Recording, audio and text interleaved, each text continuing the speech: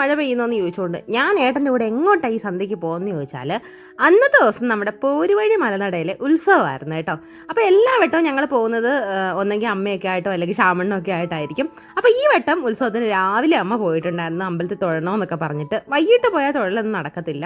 അങ്ങനെ അമ്മ പോയിട്ടൊക്കെ വന്ന് ഏട്ടൻ ജോലിക്കും പോയിട്ട് വന്ന ശേഷം ഞാനും ഏട്ടനോടെ ഒരു 6:30 ആയപ്പം ഇറങ്ങിയതാണ് കേട്ടോ നമ്മുടെ പോരുവഴി മലനടയിൽ ഉത്സവം കാണാനായിട്ട്.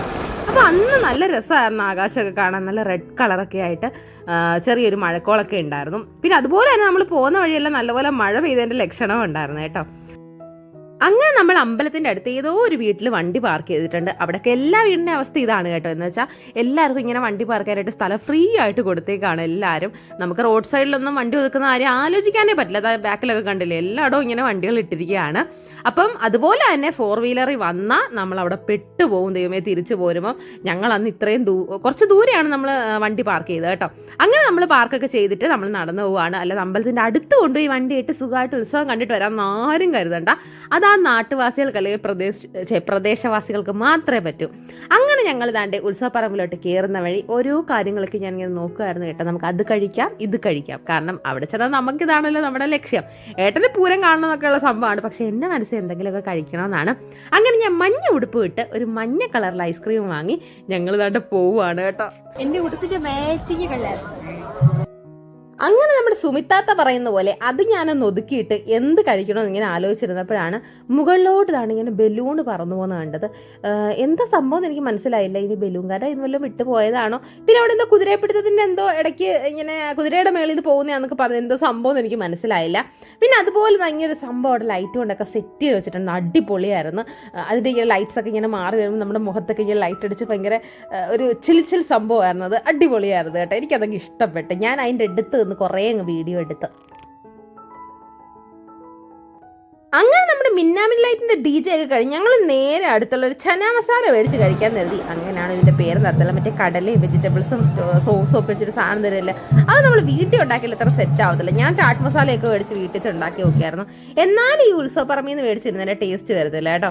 അങ്ങനെ നമ്മൾ അതൊക്കെ മാക്കം മേടിച്ചു. ഈ മാക്കം നിങ്ങൾ എവിടെയെങ്കിലും കേട്ടിട്ടുണ്ടോ? ഉണ്ടെങ്കിൽ ഒന്ന് പറയണേ.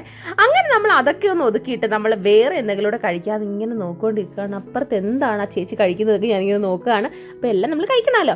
അങ്ങനെ അത് കഴിച്ചതിൻ്റെ ആ എരിവിലും പുളിയിലും ഒക്കെ നേരെ നമ്മൾ പോയത് ഒരു കുലുക്കി കുടിക്കാനാണ് കേട്ടോ. ഉത്സവം എന്ന് പറഞ്ഞാൽ കുലുക്കി കുടിച്ചില്ലെങ്കിൽ കംപ്ലീറ്റ് ആവത്തില്ലെന്നാണ് എൻ്റെ ഒരു സങ്കല്പം എന്ന് പറയുന്നത്. അങ്ങനെ താണ്ട് കുലുക്കി കുലുകുല കുലുകുലു.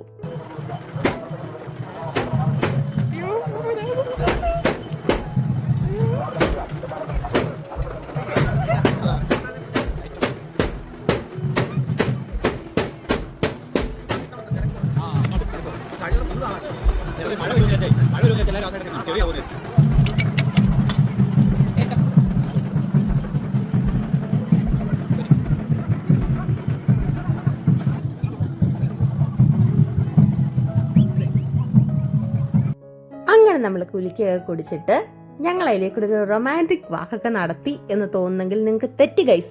നിങ്ങൾ അതിന്റെ ബാക്ക്ഗ്രൗണ്ട് മ്യൂസിക് ഒന്ന് കേട്ട് നോക്കൂ. മൊത്തം കളർ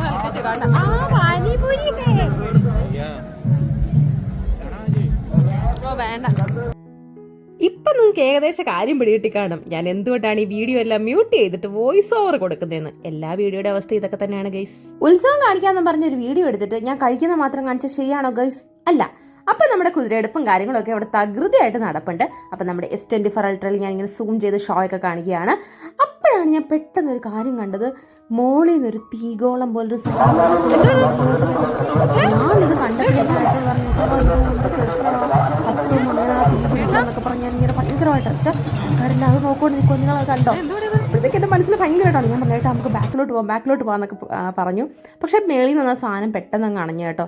താഴേന്ന് മേളിലോട്ട് വിട്ട് എന്തോ ഒരു സാധനമായിരുന്നു. എന്തായാലും അതങ്ങ് അണഞ്ഞ് ഭാഗ്യമൊന്നും പറ്റിയില്ല. പിന്നെ അതിൻ്റെ ഇടയ്ക്ക് ഒരു ചേട്ടൻ അവിടെ നടന്ന് ഇതാണ് പ്ലാസ്റ്റിക് കുപ്പി എല്ലാം പറക്കുന്നുണ്ടായിരുന്നു. ഇനി പുള്ളി അമ്പലത്തിൻ്റെ ആളാണോ അതോ അല്ലെങ്കിൽ പുള്ളിയുടെ ജോലിയുടെ ഭാഗമായിട്ടാണെന്ന് അറിയത്തില്ല. എന്തായാലും ഇതൊരു നല്ല കാര്യമായിട്ട് എനിക്ക് തോന്നി. കാരണം നമ്മളവിടെ എല്ലാം വെള്ളം കുടിച്ചിട്ട് കുപ്പി ഇട്ടിട്ട് പോകും, പക്ഷേ പുള്ളി അതെല്ലാം ക്ലീൻ ആക്കിക്കൊണ്ടിരിക്കുകയായിരുന്നു. പിന്നെ ഞങ്ങൾ കുറച്ച് നേരം ഇരുന്ന് ഉത്സവം കാണാമെന്ന് കരുതി. ഏട്ടന് മനസ്സിലായി ഇനി നടത്തിയാൽ ഞാൻ അവിടെ നിന്ന് ഇവിടെ നല്ല എന്തെങ്കിലുമൊക്കെ പറക്കി തിന്നുമെന്ന്. അങ്ങനെ ഏട്ടൻ പറഞ്ഞു നമുക്ക് ഇവിടെ ഇരുന്ന് ഉത്സവം കാണാമെന്ന്. അങ്ങനെ ഞങ്ങൾ ഇരുന്ന് ഉത്സവം കാണുകയാണ് ഗൈസ്. അങ്ങനെ അവിടെ ഇരുന്ന് ഉത്സവം കാണുന്നതിൻ്റെ ഇടയ്ക്ക് ഞാനൊരു സംഭവം കണ്ടതാ. ഇത് കണ്ടോ?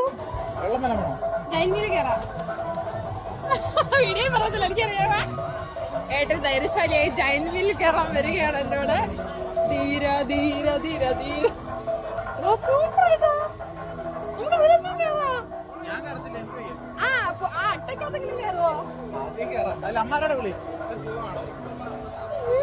ഒരെണ്ണത്തിന് രണ്ടുപേരെ കയറ്റു.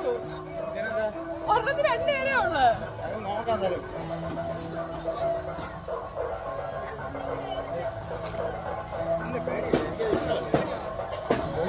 എനിക്ക് പേടിയില്ല, എനിക്കത് ഇഷ്ടമല്ലെന്ന്.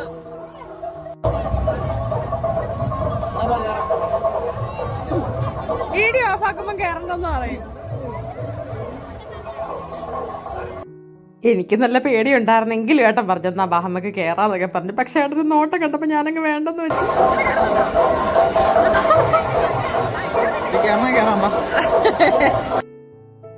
ദൂരെ നിന്ന് കണ്ടപ്പോൾ കയറണമെന്നൊക്കെ തോന്നിയെങ്കിലും അടുത്ത് നിന്നിൻ്റെ ഹൈറ്റ് കണ്ടപ്പോൾ ദൈവമേ മനസ്സൊന്ന് പാളി കേട്ടോ. അതുകൊണ്ട് ഞങ്ങൾ അതൊന്ന് പെൻഡിങ്ങിൽ വെച്ചിട്ട് ഞങ്ങൾ അതിൻ്റെ തൊട്ടടുത്തുള്ള വേറൊരു ഗെയിം പോയി കണ്ടു. അതാണ് ഇങ്ങനൊരു സംഭവമാണ്. നമുക്ക് കുറച്ച് വളയങ്ങൾ തരും, നമുക്ക് ബിസ്ക്കറ്റ്, കുപ്പിവെള്ളം, അങ്ങനത്തെ സാധനങ്ങളൊക്കെ കിട്ടും. പിന്നെ എനിക്ക് തൽക്കാലം ബിസ്ക്കറ്റിലൊന്നും താല്പര്യമില്ലാത്തതുകൊണ്ട് ഞാൻ ഏട്ടനോട് പറഞ്ഞു വേണ്ട ഏട്ടാ. അല്ലാതെ കിട്ടാത്തതുകൊണ്ടല്ല, നമ്മളത് ചെയ്തില്ല കേട്ടോ. പിന്നെ ഞങ്ങൾ ഇപ്പോഴത്തെ ഇൻട്രസ്റ്റിംഗ് സംഭവം കണ്ടു. ഇങ്ങനെ നമുക്ക് പൈസ വെക്കുക ഇങ്ങനെ കളറുകളിൽ. എന്നിട്ട് നമ്മൾ ഏതെങ്കിലും ഒരു കളറിൽ ഇങ്ങനെ പൈസ വെക്കണം. അപ്പം നീലക്കകത്ത് വെച്ചെന്ന് വെച്ചോ. എന്നിട്ട് ആ പന്ത് ഇടുന്ന പെട്ടിക്കകത്ത് ആ നീലക്കകത്താണ് ആ പന്ത് നിൽക്കുന്നതെങ്കിൽ നമുക്ക് പൈസ കിട്ടും. അങ്ങനെയായിരുന്നു. പക്ഷേ ഞങ്ങളുടെ 50 രൂപ പോയി കേട്ടോ. ഞങ്ങൾ വെച്ച കളറിലല്ലായിരുന്നു പന്ത് വന്ന് വീണത്. അതുകൊണ്ട് അവിടെ നിന്നും പൈസ പോയി. 50 പോയി. അവിടെ നിന്ന് കയ്യിൽ നിന്ന് കാശ് പോയിക്കൊണ്ട് തന്നെ ഇരിക്കുമെന്ന് മനസ്സിലാക്കി ഞങ്ങൾ അവിടെ നിന്ന് പതുക്കെ നടന്നു നീങ്ങി.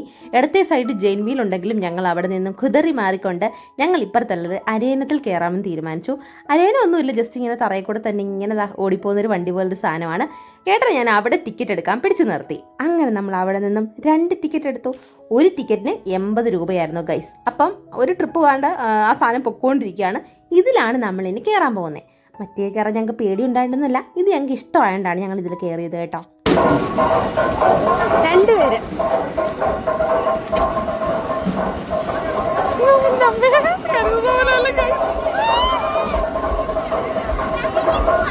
സ്ഥലമുണ്ടോ?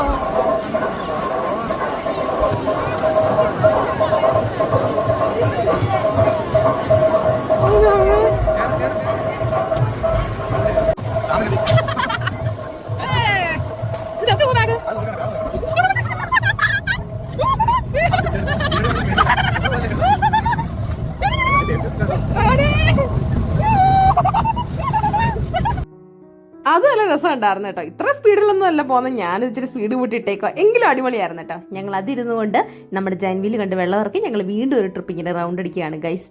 പേടിക്കാനൊന്നും ഇല്ല, നല്ലതാണ്. പക്ഷെ അത്ര സേഫ്റ്റിയും കാര്യങ്ങളൊക്കെ ഉണ്ടോ എന്ന് ചോദിച്ചാൽ എനിക്ക് അത്ര കൺഫേം ആയിട്ട് ഭയങ്കര സേഫാണെന്നും പറയാൻ സാധിക്കില്ല. എങ്കിലും ഉത്സവത്തിനൊക്കെ കാണുമ്പം സ്വന്തം റിസ്കിൽ കയറി ഇതൊക്കെ ട്രൈ ചെയ്യുക കേട്ടോ.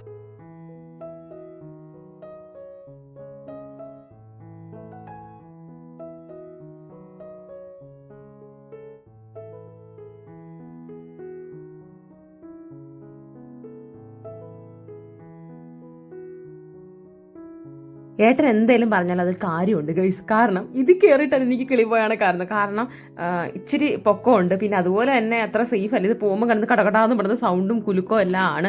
അപ്പോൾ അതിലായിട്ട് ഞാൻ കിടന്ന് അലർച്ചയായിരുന്നു. ഇനി മറ്റേലെങ്ങാനും കയറിയായിരുന്നെങ്കിൽ സത്യം പറയാൻ നിർത്തിയിട്ട് പിന്നെ ഇറങ്ങേണ്ട അവസ്ഥയായേനെ. അത് കയറാൻ കാര്യമായി ഗൈസ്. മനോധൈര്യമുള്ളവർ മാത്രം ഇതിലൊക്കെ വലിഞ്ഞു കയറുക, അല്ലാത്തവർ താഴെ നിന്ന് കാണുക. പിന്നെ അത് കഴിഞ്ഞ് ഞങ്ങളിതാ ഈ ഒരു ടീമിൻ്റെ പെർഫോമൻസ് കാണാൻ പോയി. അത് കിടിലമായിരുന്നു കേട്ടോ. ഞാൻ എല്ലാ ഉത്സവത്തിനൊന്നും പോകുമ്പോൾ ഞാൻ ഇങ്ങനത്തെ പരിപാടി കണ്ടിട്ടില്ല. അല്ലാതെ നമ്മുടെ റോഡ് സൈഡിലൊക്കെ പണ്ട് വന്ന് ഇങ്ങനത്തെ പെർഫോമൻസ് ചെയ്യുന്ന ആൾക്കാരെ ഞാൻ കണ്ടിട്ടുണ്ട്. അവരുടെ ഒരു ടീം കിടുവായിരുന്നു കേട്ടോ. അപ്പം പക്ഷേ ഞാൻ അവരുടെ വീഡിയോസ് ഇതിനകത്ത് ഉൾപ്പെടുത്തുന്നില്ല. നമുക്ക് സെക്കൻഡ് പാർട്ട് വീഡിയോ വരുന്നുണ്ട്. അതിലാണ് മക്കളെ ഇനി നമ്മളുടെ ലക്ഷ്മിയുടെയും ഈശാൻ ദേവിൻ്റെയൊക്കെ ഗാനമേളയുടെയൊക്കെ കാര്യങ്ങളൊക്കെ. അപ്പോൾ അതൊക്കെ കാണാനായിട്ടൊന്ന് വെയിറ്റ് ചെയ്യണം. ചാനൽ സബ്സ്ക്രൈബ് ചെയ്യണം. ഇൻസ്റ്റാഗ്രാമിൽ പോയി ഫോളോ ചെയ്യണം. പുതിയൊരു വീഡിയോ ആയിട്ട് വീണ്ടും കാണുന്നവരെ bye bye. See you. Part 1 കണ്ടിട്ട് ലൈക്കും കമൻറ്റും ഇട് പെട്ടെന്ന്.